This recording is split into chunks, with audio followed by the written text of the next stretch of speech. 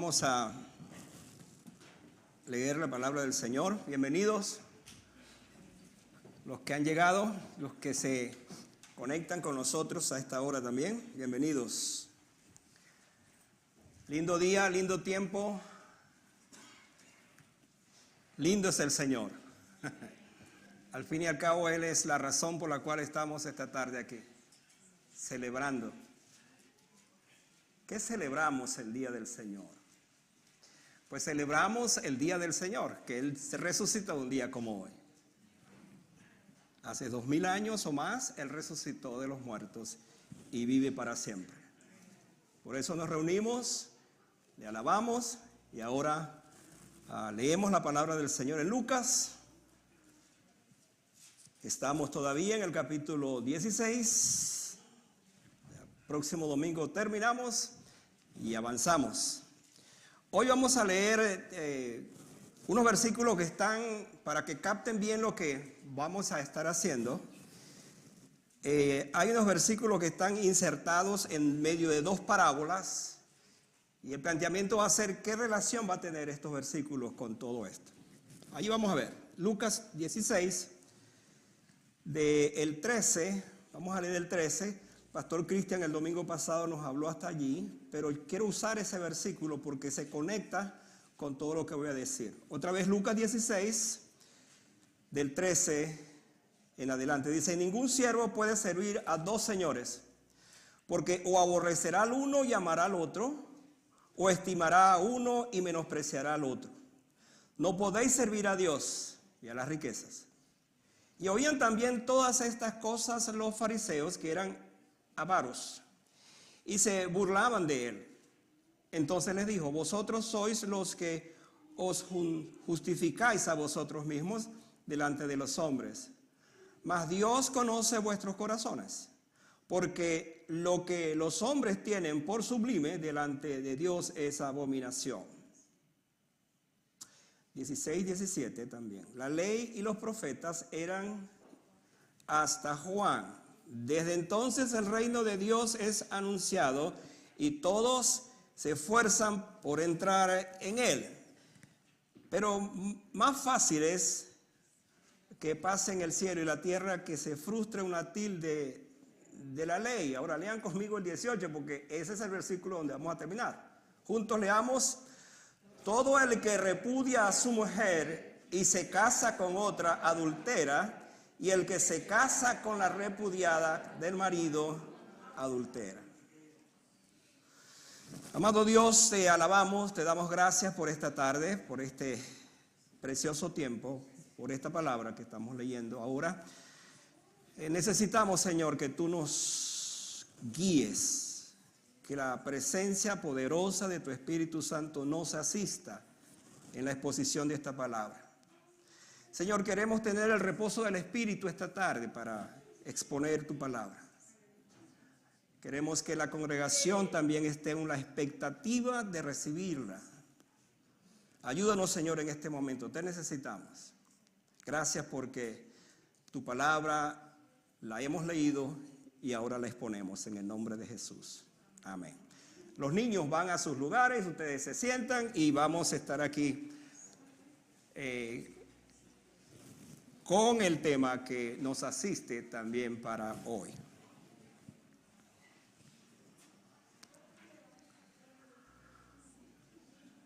Muy bien, vayan a sus salones. No se saluden ahora, salúdense después para que entremos en el calor.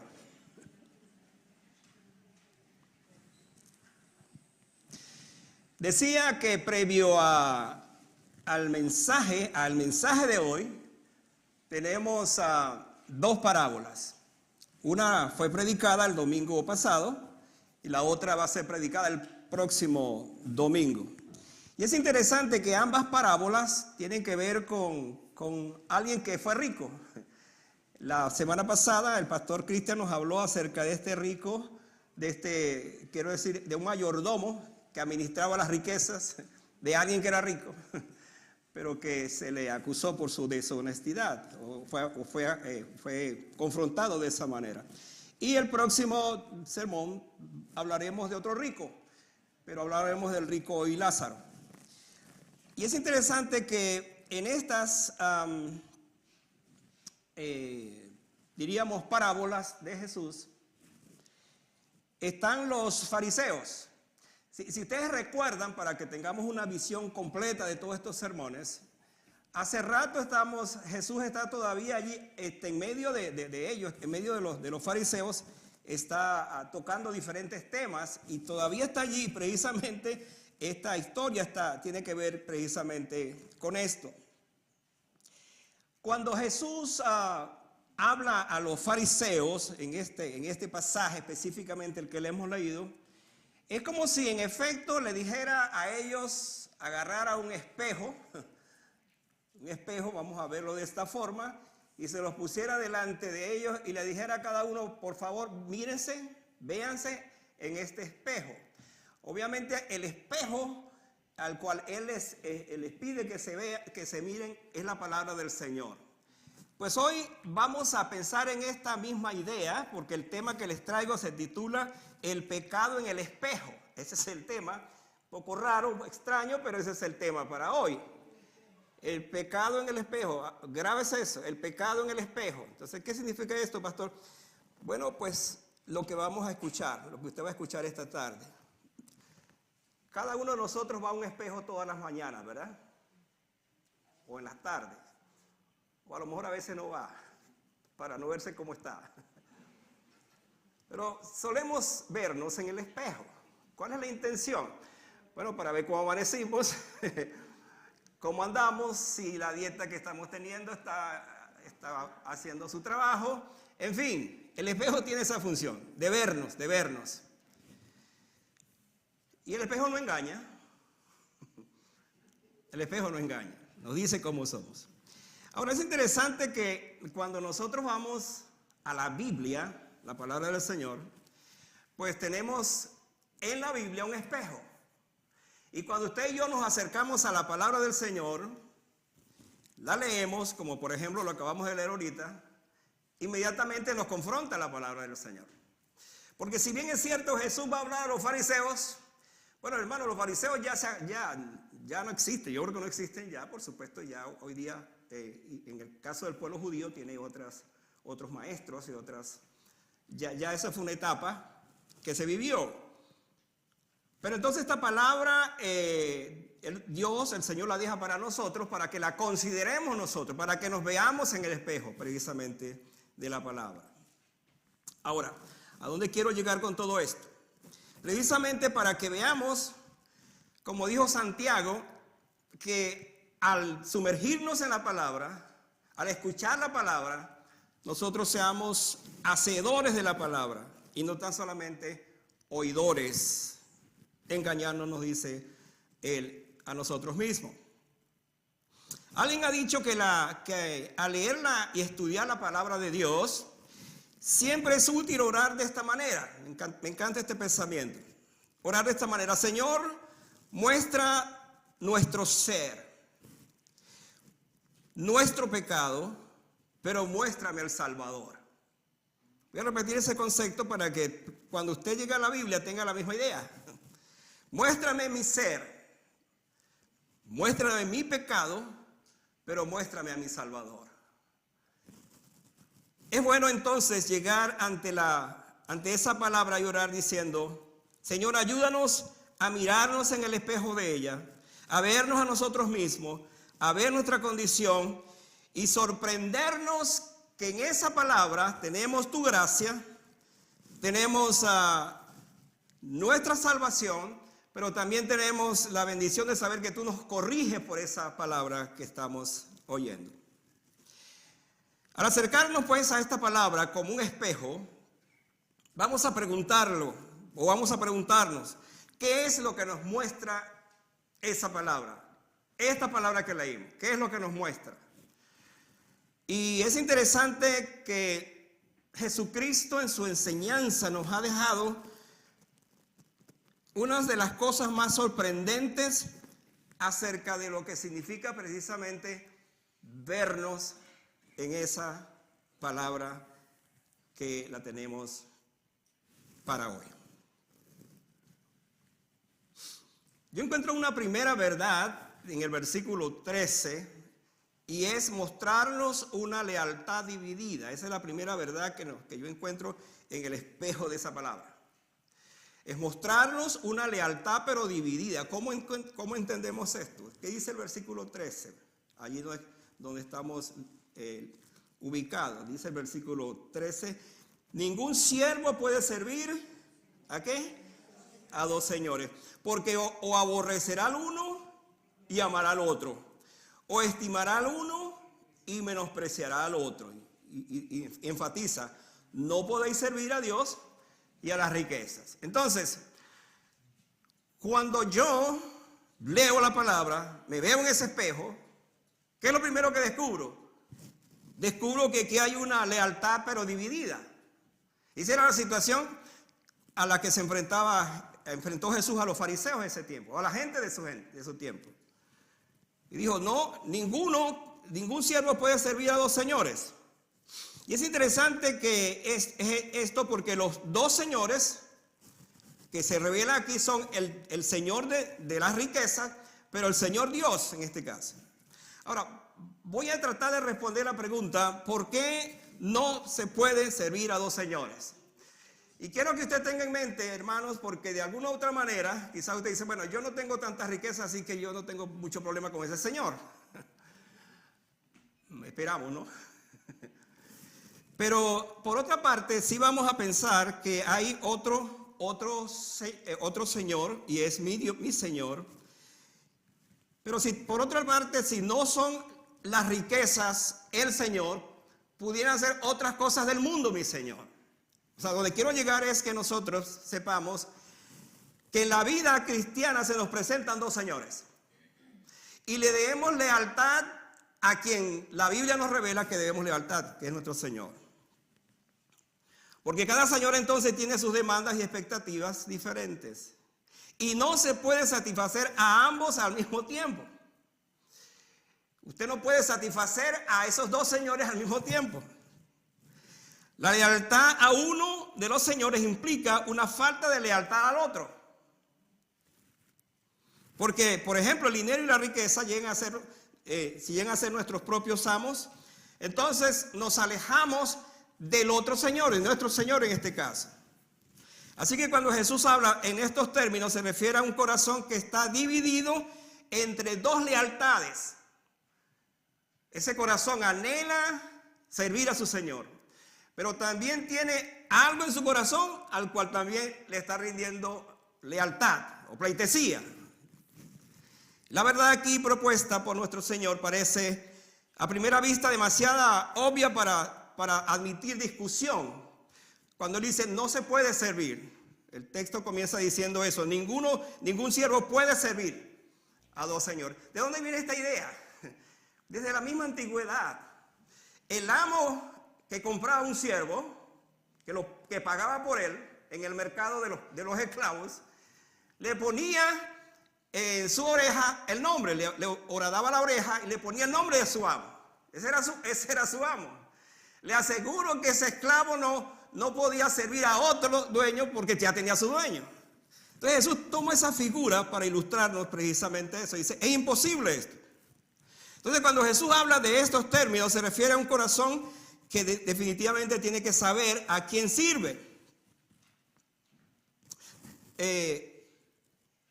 Alguien dijo, pensando en esto, algo que me llamó mucho la atención, un escritor llamado Alberto Platt.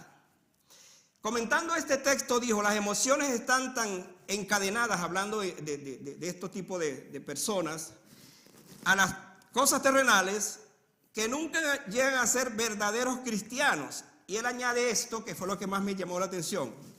Hay en sus corazones demasiada religión como para ser felices en el mundo y demasiado del mundo para ser felices en su religión. No sé si captan el pensamiento. Hay tanta religión en su corazón que no pueden ser felices en el mundo.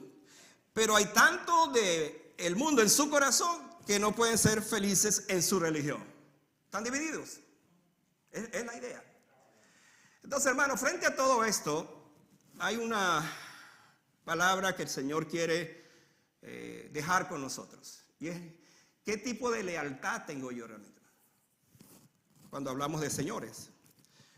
Miren lo que dice la otra parte del versículo. Porque o aborrecerá al uno y amará al otro. Y hermano, aquí es donde este texto nos golpea muy fuertemente. Nos llena muy profundamente. Porque precisamente son lealtades que tienen que ser exclusivas. No pueden ser compartidas. No podemos dividir nuestro afecto y nuestra devoción de manera complaciente entre dos amores. Pero hermano, vamos a ser honestos. Muchas veces eso es lo que hacemos como creyentes. Aún como creyentes. Cristo es mi Salvador, pero también y es mi Señor, pero también tengo otras cosas que pudiera estar allí teniendo en mi corazón. Por supuesto que la naturaleza humana tiene una tendencia a inclinarse hacia lo que más valora, pero cuando ese valor es hacia los placeres del mundo, entonces se corre el riesgo de alejarse de Dios. En efecto, cuando un creyente comenzó con el Señor con entusiasmo, decidió pues seguirlo, de alguna u otra manera vivir para Él, pero dejó que la corriente del mundo, algunas cosas del mundo comenzaron a llenar su corazón. Entonces se dio cuenta que se estaba alejando del Señor. Ya no ora como antes, ya no testifica como antes, ya no anda en esa vida dedicada y consagrada al Señor. Y es aquí donde entonces nos encontramos que si el mundo es mi Señor, hermanos, entonces aborrezco a mi Señor, al Señor verdadero. Y en este dilema de la vida es donde yo tengo que definirme. Bueno, ¿a quién voy a seguir realmente? ¿Quién es mi Señor verdaderamente? Y hermanos, yo espero en Él que esta tarde nosotros terminemos diciendo: Señor, te doy gracias porque tú sí eres mi Señor. Y eres verdaderamente el Señor de mi vida. Entonces la pregunta será: ¿estamos utilizando nuestras riquezas, porque es el caso del pasaje, y nuestros recursos para honrar a Dios? ¿O nos estamos dejando arrastrar por el deseo de ellas y en consecuencia, entonces no estamos sirviendo al Señor? No podéis servir a dos señores. Es lo que nos dice el texto.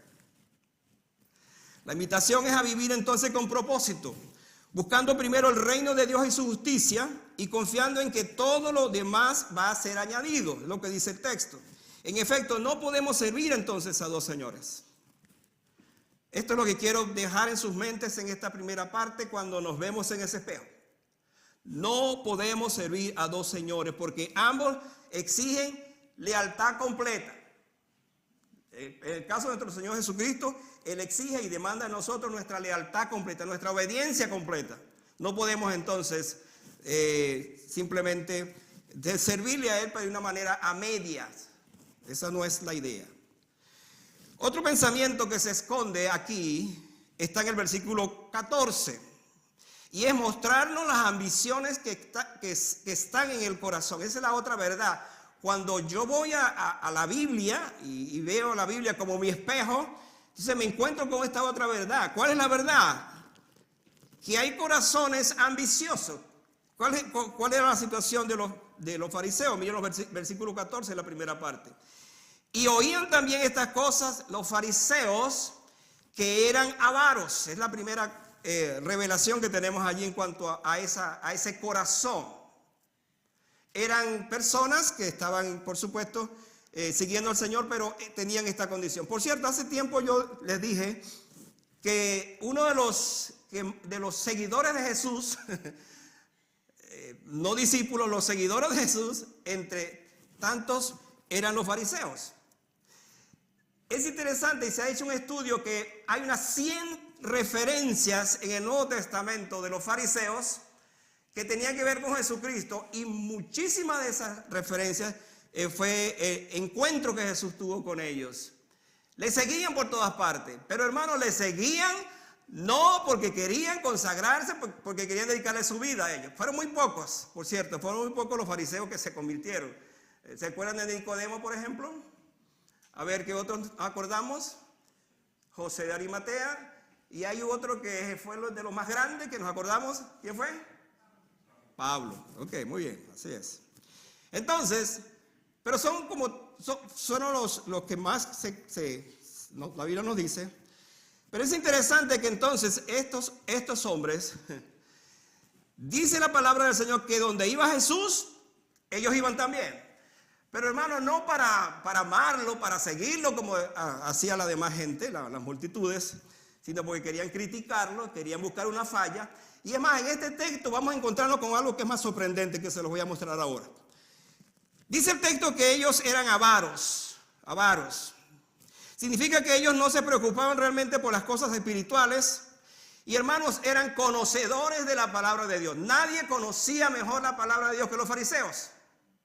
Y esto es lo que sorprende de este texto. Porque siendo tan conocedores de la Biblia, de su Biblia, acuérdense que la Biblia de ellos era el Antiguo Testamento, todavía no estaba formado el Nuevo Testamento. Y dice que aún conociendo eso, eran hombres avaros. Esto significa, y Pablo lo define así, como amantes del dinero. Entonces, no es algo indignante que alguien que se dice que tiene y ama o sigue la palabra del Señor o ama la palabra del Señor sea reconocido como amante del dinero en lugar de ser amante de su Dios. Qué ironía, qué contraste en el caso de estos hombres. Eran los encargados para conducir al pueblo de Dios bajo las leyes de Dios, bajo la dirección de Dios. Sin embargo, cuando Cristo vino, los calificó como avaros. Ustedes tienen que saber que esta palabra es una palabra fuerte, una palabra que confronta cuando la leemos. Entonces, es un dilema. Amantes de Dios, pero amantes del dinero. Entonces, ¿cuál es la decisión que en ese sentido había que tener y hay que tener y debemos tener nosotros? Cuando pongo mi rostro en el espejo de esta palabra y descubro que mi corazón es un corazón que tiene esta avaricia, en este caso era por el dinero, pero pudiera haber otras cosas más en mi corazón, en ese sentido, entonces yo tengo que examinar, yo tengo que revisar, tengo que saber qué está pasando con mi corazón. Y hermano, la única manera de yo saber eso es precisamente cuando voy a esa palabra y me sumerjo en ella, comienzo a leerla, comienzo a meditarla y descubro cuántas cosas que el Señor me está hablando. Déjeme darle esta palabra como pastor respecto a esto. Cuando uno va a la Biblia, yo no sé si usted la lee, y espero que la lea, porque la verdad que el trabajo del pastor sería en vano si usted no lee la Biblia, o si usted se conforma solamente el domingo con escuchar la palabra del Señor. Déjeme decirle esto. Si usted toda la semana va a la palabra del Señor, tiene un plan, la lee, usted tiene que saber que esa palabra lo va a confrontar, le va a confrontar. Si no le confronta, déjeme decirle que usted perdió el tiempo leyendo la Biblia. Así de simple. Entonces, ¿cómo es eso, pastor? Así. Porque cuando yo voy a la palabra del Señor, yo tengo que decirle, Señor, quiero que me hables por tu palabra. Y cuando tú oras de esa manera, que es lo que dije al principio, ¿qué va a suceder entonces? Dios le va a hablar por su palabra. Se va a sorprender cuando hay un texto que agarró su corazón y dijo, Señor, gracias por esta palabra. Pudiera ser entonces una revelación de algún pecado en mi vida, alguna promesa, o algo del cual pues me apropio para seguir creciendo en las cosas del Señor. Pero siempre la palabra de Dios me va a hablar, me va a tocar. Es lo que quiero resaltar. Ahora, en el mismo texto dice esto, que ellos no solamente eran avaros, pero mira lo que dice la última parte del versículo. Y se burlaban de él. Ahora, hermano, esto es más crítico todavía. Esta parte es chocante. Yo quiero pensar que todo tipo de burla es en sí un pecado. Pero burlarse de Jesús debe ser la cumbre de todo pecado. No nos sorprenda entonces, no nos sorprendemos que esta gente se burló de Jesús aún hasta la cruz. Porque estando en la cruz se burlaban y decían, si tú eres el Cristo, desciende de la cruz y nosotros creeremos en ti. Y hermanos, todo esto para mostrarnos entonces qué tipo de corazón tenía esta gente. Qué tipo de vida llevaban ellos, aún siendo portadores de la palabra de Dios.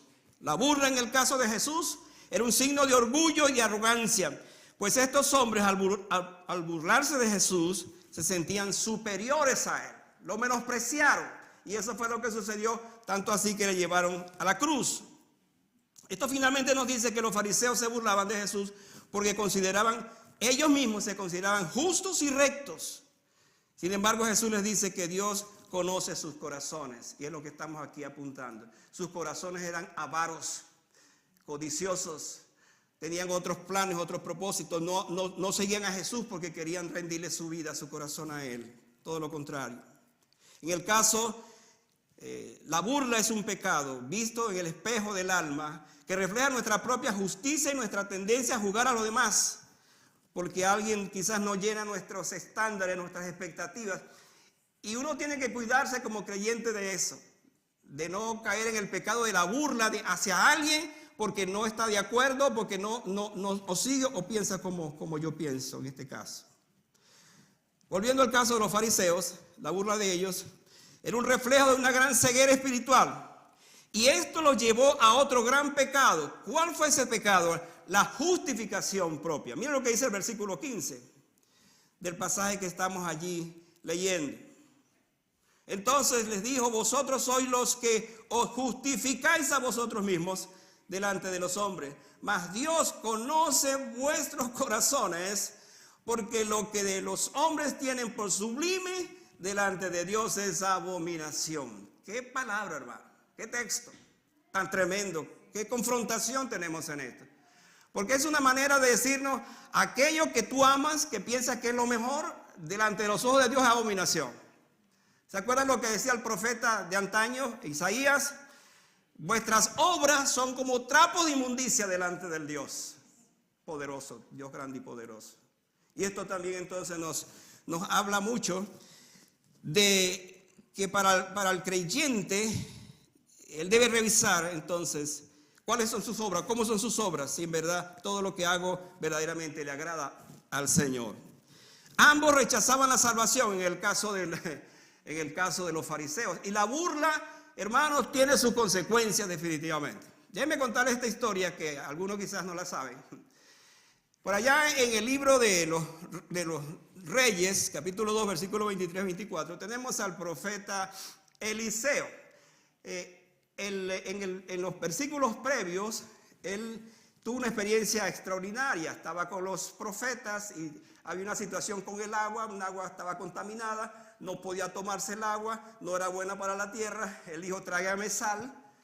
Alguien le trajo sal, le echó al agua y el agua se sanó completamente. Un tremendo milagro de los tantos que hizo él en ese tiempo. Después dice que fue a Betel para reunirse ahí con otros profetas.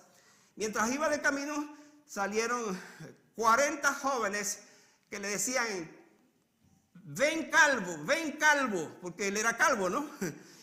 Y comenzaron a burlarse del profeta porque era calvo.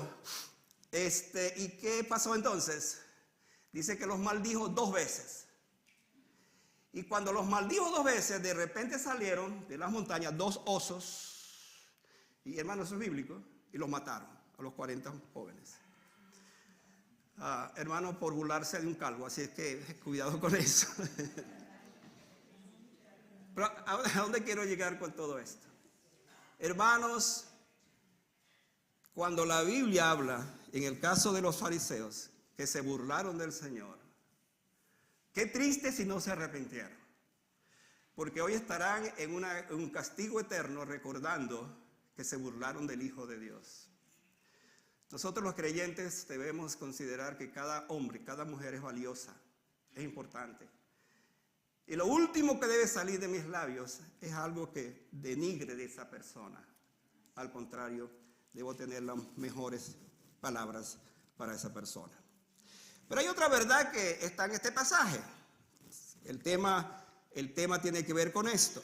El pecado en el espejo, es mirarme en el espejo de la palabra. Y mira lo que dice el versículo 16. La ley y los profetas eran hasta Juan.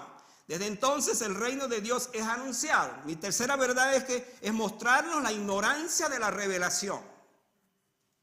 ¿Cómo se entiende esto? Vamos a verlo de esta forma. Aquí podemos estar escuchando a Jesús decir: miren, la ley y los profetas Los mandamientos morales del Antiguo Testamento fueron proclamados hasta la época de Juan. Por cierto, los hermanos, mis estudiantes deben saber esto, porque a veces hoy hay muchas tendencias de los profetas, de los nuevos profetas, que hay profetas por ahí, profetas por acá. La Biblia dice que el último profeta fue Juan, hasta allí. Y con él se cerró el canon del Antiguo Testamento y después vendría el Nuevo Testamento. Entonces, aquí tenemos a Juan el Bautista. La llegada de Juan el Bautista, el reino de Dios ha sido predicado y todos se esfuerzan en entrar por él, dice el Señor. Esto quiere decir que antes de la llegada de Juan el Bautista se predicaba ¿qué? Se predicaba la ley, llegando a convertirse esa ley en el espejo donde ellos tenían que verse. ¿Cuál era el problema de los fariseos?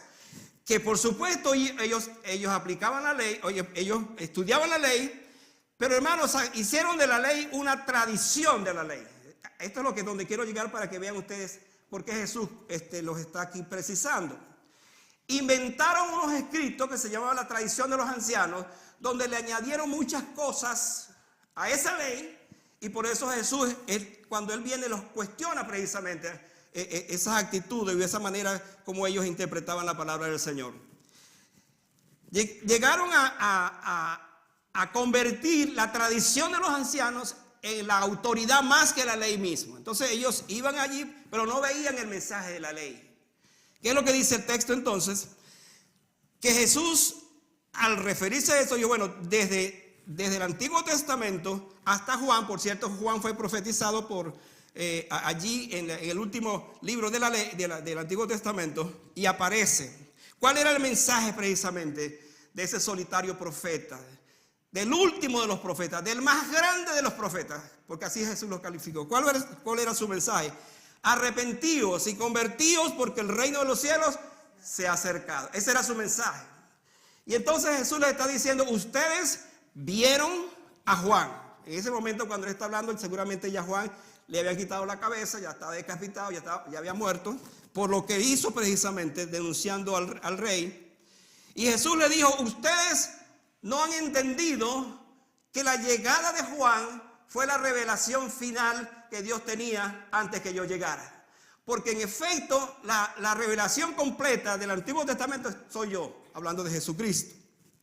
Entonces él dice que el reino de Dios llegó cuando irrumpió en este mundo caído, viniendo a nosotros a través de la persona de Jesucristo. Pero ¿qué pasó con ellos? Había una grasa ignorancia, había una ignorancia de la revelación. No entendieron la revelación de Dios, que Juan era el último de los profetas antes que viniera el Mesías. Ellos no entendieron eso. Pero ¿quién mejor que ellos precisamente para no saber esto? Sin embargo, había una gran ignorancia por la forma como interpretaban la palabra. Hermanos, ¿cómo quiero aplicar esto a nuestras vidas? Nosotros tenemos que estudiar la palabra del Señor siempre con la visión de una revelación. ¿Qué hay detrás de esto? ¿Qué me está mostrando el Señor? Y no pasar por encima, no verla de forma que no tenga sentido ni valor en mi vida. Dice, pero más fácil es que pasen, ahora otra vez, el valor que le da la palabra. Más fácil es que pasen el cielo y la tierra que se frustre una tilde de la ley, o sea, un punto de la ley. Con esta declaración Jesús subraya la inmutabilidad de la palabra de Dios. Y hermanos, hasta el día de hoy, bendito sea esta palabra. Porque como él dice allí, va a pasar el cielo, va a pasar la tierra, pero lo que dice esta palabra se va a cumplir hasta el final.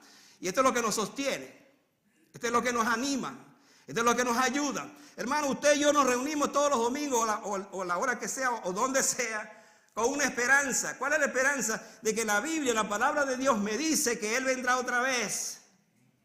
Y como una promesa, yo la sigo esperando. Y la Biblia me dice eso, yo lo creo y lo espero. Y usted también tiene que hacerlo.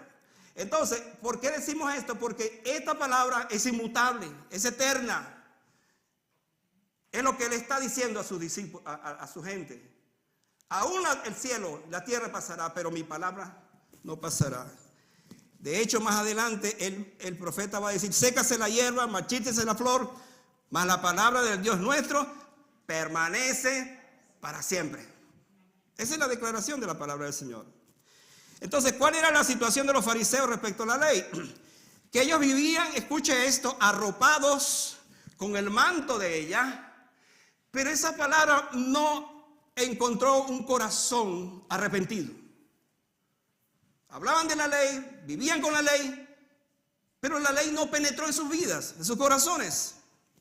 Por lo tanto, lo que Jesús nos dice acá es que estamos llamados a buscar el reino de Dios con su pasión, firmeza a través de la palabra y proclamar con valentía eso. Ellos, por supuesto, no entendían o no quisieron entender esto. Estudiemos siempre, hermanos, con discernimiento la palabra del Señor. Busquemos a Jesús en ella. Ese es el énfasis. Por eso él dice, todas las cosas van a pasar, pero mi palabra no pasará. Se ha de cumplir, se está cumpliendo. Yo soy el cumplimiento de esa palabra. Al final, eso es lo que dice la Biblia. Romanos y Pablo habla de eso, que el fin de la ley es Cristo. La ley fue el ayo que nos llevó a Cristo y ahora, por supuesto, Cristo ha sido revelado. Pero voy a mi último pensamiento. Y hermanos, este es el pensamiento que nos va a hacer pensar aún más de lo que estamos aquí viendo cuando nos veamos en el espejo, el pecado en el espejo, o cuando nos veamos nosotros en el espejo de la palabra, para ponerlo de otra manera. Mira lo que dice el versículo 18. Y de repente usted y yo quizás pensamos, pero ¿qué relación tiene este versículo con el mensaje? Pues escúchelo, porque tiene una tremenda relación. Todo el que repudia a su mujer y se casa con otra adultera. Y el que se casa con la repudiada del marido, adultera. Eso lo dijo Jesús. Entonces escuche, por favor, muy de cerca. Voy a tratar de explicar un texto que no es fácil, pero que es un texto necesario para todos nosotros. Mi último pensamiento es que cuando nos fijamos, cuando ponemos nuestra cara en la palabra, cuando la Biblia es nuestro espejo, la palabra nos muestra una fidelidad quebrantada. Ese es mi último pensamiento. ¿Cómo lo entendemos? El texto dice, todo el que repudia a su mujer y se casa con otra adultera. Y cuando uno comienza a leer esto, Jesús está siguiendo el mismo pensamiento. Jesús no está hablando como muchas veces nosotros hablamos, que traemos un tema para acá, otro tema para allá. No, Jesús está hablando de las mismas cosas.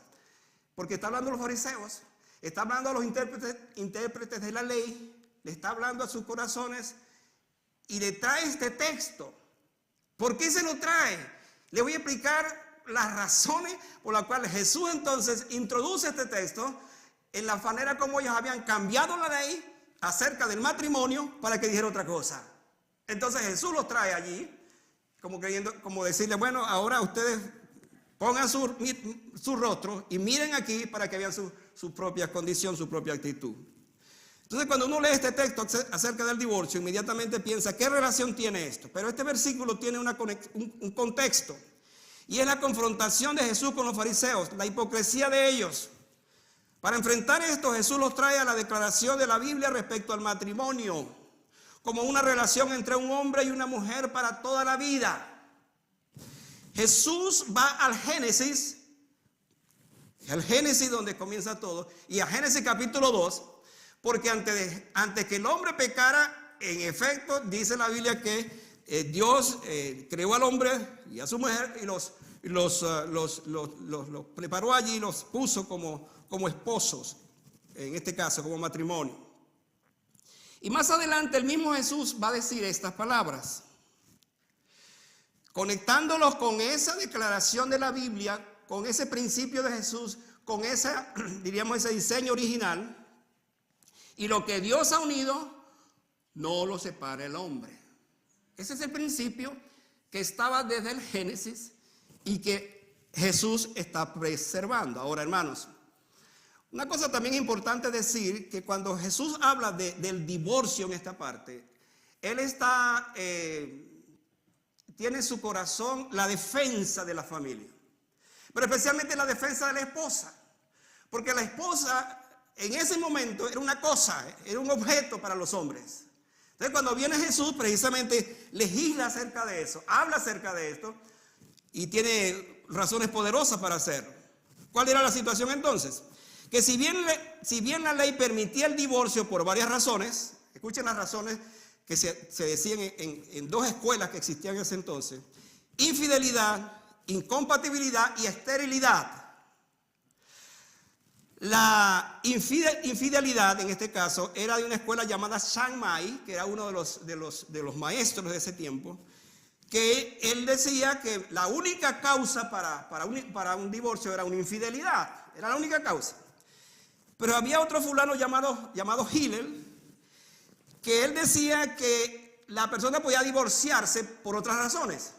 Escuchen algunas de esas razones. Por ejemplo, si la esposa no le preparaba bien la comida a su esposo, se le podía dar carta de divorcio simplemente pues para que se fuera la mujer, ¿no? Por cualquier cosa, hermano, se le podía hacer esto. Pero déjeme darle otra razón que ellos argumentaban. Si el hombre ya no le gustaba a su mujer, la veía como estaba muy gordita, ya había perdido la figura, etcétera, etcétera. Entonces, si encontraba otra mujer más bella que su esposa, entonces a uno de los maestros podía darle una carta de divorcio y él entonces se casaba con esa otra persona. Cuando vino Jesús, hermano, eso era lo que existía. Dos escuelas.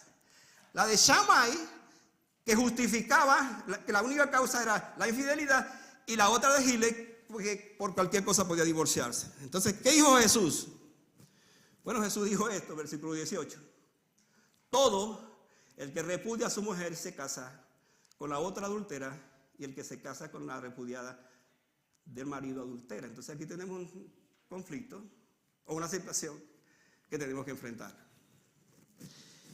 Yo quiero que ustedes me escuchen muy de cerca, porque quiero hablar como pastor con todo mi corazón en esto, en el sentido siguiente. Yo sé que en nuestra iglesia tenemos hombres y mujeres divorciados. Y por favor, yo no quiero que usted sienta una culpabilidad por lo que voy a decir. Yo quiero pensar más que todo en los que estamos casados, porque esta es una preservación del matrimonio. Este es dar la importancia a lo que nosotros sabemos por la palabra del Señor. Entonces quisiéramos que este texto fuera menos severo. Lo cierto es que Jesús nos muestra con esto que el divorcio no es solo una cuestión de reglas establecidas, porque ese era el problema que había entonces, sino un asunto de lealtad a Dios y a su palabra. Así de simple. O sea que al vernos en el espejo de este texto, esto debe ser nuestra consideración. El matrimonio es para siempre, no hasta que otros o la otra o el otro nos separe. El matrimonio es para toda la vida. Y solo la muerte, y eso es lo que decimos cuando casamos a alguien, solo la muerte hará separación entre ustedes dos. Ese es el principio bíblico, ese es el principio que existió desde el principio. Mire, Adán no se divorció. Pues la Biblia, por supuesto, pues no, ¿con quién se iba a casar después en aquel tiempo? Pero el asunto es que desde un principio se estableció eso, el principio de la fidelidad. Cada caso, por otra parte, es cada caso, y esto es lo que quiero que usted entienda. Jesús en este texto está hablándonos de la importancia de la familia, preservar a la familia. El diseño original fue la familia. Nosotros los pastores nos enfrentamos constantemente a casos de casos. Incluso casamos a alguien y de repente escucho decir: pastor, nos vamos a divorciar. Esto duele, esto golpea. Porque la primera pregunta que se hace un pastor cuando algo de eso sucede, alguien viene así: ¿qué sucedió? ¿Qué pasó? ¿Qué sucedió antes de? ¿Qué hubo detrás de todo eso? Y hermano, como dije, no es mi intención que usted se sienta mal, pero que usted y yo reflexionemos sobre esto. Porque cuando a Cristo se le dijo, bueno, ¿y por qué Moisés le dio carta de divorcio? ¿Por qué dio eso? ¿Por qué hizo eso? Jesucristo respondió de esta manera: por la dureza de vuestro corazón. Y hermano, déjeme decirle esto para ir ya concluyendo mi mensaje, que la única causa, aparte de las que estamos aquí mencionando, pero quiero decir, la causa por la cual mucha gente que enfrenta esta situación de divorcio no lucha por eso, no sigue, no se mantiene allí cerca del Señor, es por la dureza de su corazón. Es lo que yo descubro y la palabra me dice. Entonces, en ese sentido, la Biblia dice que la razón es porque hay una dureza del corazón de ambas partes o de una de las partes más que otra. Entonces hay esa lucha, alguien quiere mantenerlo, pero hay la dureza de ese corazón y al final entonces lo que sucede es que la persona, o terminan pues lamentablemente divorciándose. ¿Qué pasa entonces? Si usted está escuchando, pastor, pero ¿qué pasó? Yo me casé, me divorcié, me volví a casar. Qué bueno es pensar en esto, porque si esa es su experiencia, usted es una nueva criatura en Cristo, el Señor perdonó su pecado, y si usted se volvió a casar, pues sírvale al Señor en su condición ahora. Ámelo y por favor cuide su matrimonio en todo caso. Ahora, yo no estoy diciendo que esto es una permisología para que alguien, si no está bien con su esposa, se divorcie, entonces al fin y al cabo se puede volver a casar. No es eso lo que estoy diciendo. Yo estoy hablando de lo que Jesús dice, que nos mantengamos fieles a ese pacto matrimonial. Eso es lo que nos dice la palabra del Señor. No hay cosa más linda que, a pesar de los problemas, las dificultades, llegar a 46 años de casada, hermano. No, me corrigieron estos días, son 46. Yo decía que eran 45. ¿Por qué razón, hermano? Porque a pesar de las luchas, las batallas, las peleas, todas las cosas que son propias en un hogar, las diferencias, nos mantenemos bajo el pacto de ese matrimonio. Ese es el principio. Entonces, ¿cuál es la aplicación de todo este mensaje? ¿El tema cuál es? El espejo el pecado en el espejo, ese es el tema. El texto dice, ningún siervo puede servir a dos señores. Me pregunto, ¿realmente amo a Jesús más que a nadie o a nada? Esa es la primera aplicación. Versículo 14 dice que los fariseos eran amantes del dinero. ¿Y tú y yo? ¿Qué tal? El versículo que dice, vosotros sois los que justificáis a vosotros mismos delante de los hombres. ¿Es nuestra vida una apariencia cristiana al justificarnos siempre delante de los demás? O sea, actuamos como los fariseos. Ante el pensamiento, lo que los hombres tienen por sublime delante de Dios es abominación. Nos preguntamos, ¿estoy más enfocado en esta vida que en la vida que me espera? La vida del reino futuro. Frente al texto, pero más fácil es que pasen el cielo y la tierra, que se frustre una tilde de la ley. Nos preguntamos, ¿puede mi ignorancia en la palabra llevarme a desobedecerla como los fariseos? Y por último, frente al texto, el último, todo el que repudia a su mujer y se casa con la otra, nos preguntamos, ¿qué valor tiene mi esposa o mi esposo en mi vida?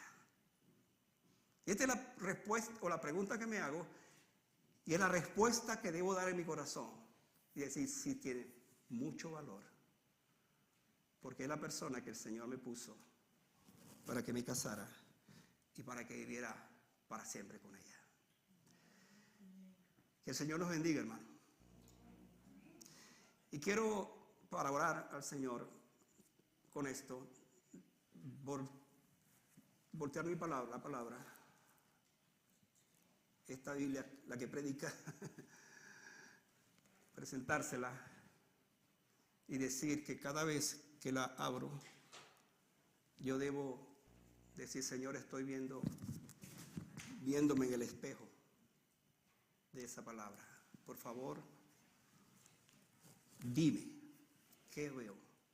¿Qué ves en mí? ¿Qué cosa ves en mí que no te agrada? Quizás esta tarde usted llegó a este lugar y siente que muchas de estas cosas que su pastor ha hablado nos tocan. Yo no sé cuál parte, Dios la conoce. Pero déjeme darle esta palabra final. El Señor conoce tus debilidades. El Señor conoce cuántas veces le fallas. El Señor sabe exactamente de tu corazón.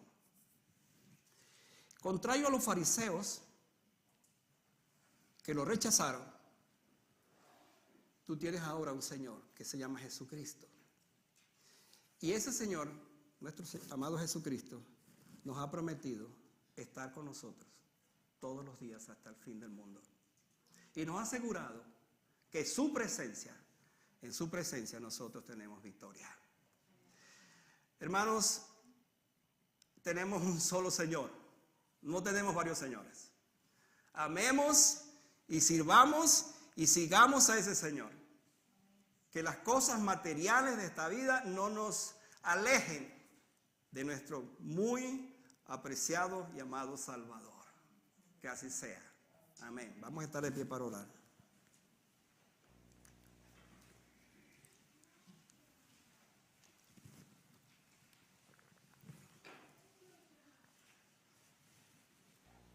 Quizás hay preguntas con las que usted quedó esta tarde. Bueno, si es así, le felicito, porque al fin y al cabo significa que de alguna otra manera la Biblia, la palabra del Señor me habla.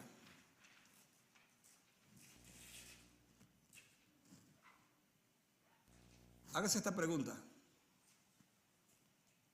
¿qué estoy haciendo para mantener el pacto del matrimonio recibido por Dios? ¿Qué tanto lo estoy cultivando? Nos vimos en el espejo de este texto hoy.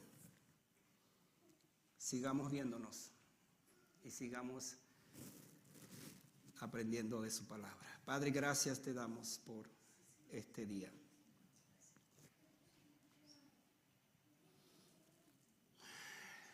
Tu palabra es verdad.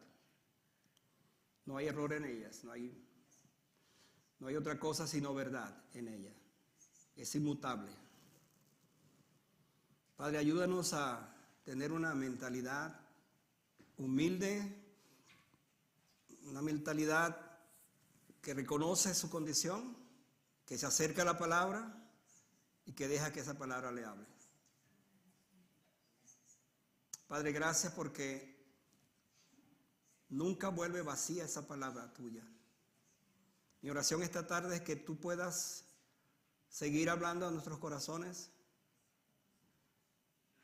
Quizás hoy, el resto de este día, pensar de qué manera la Biblia es mi espejo, donde debo ir y verme. Quizás mañana o esta noche, cuando la lea otra vez, allí pueda decir: Señor, háblame, muéstrame, guíame. Y de esa manera entonces yo puedo al final decir: Señor, gracias porque tu palabra es eso, es verdad y me ha dirigido. Una vez más, gracias por esta tarde, gracias porque hemos podido traer esta palabra para bendición de nuestras vidas. En el nombre de Jesús. Amén.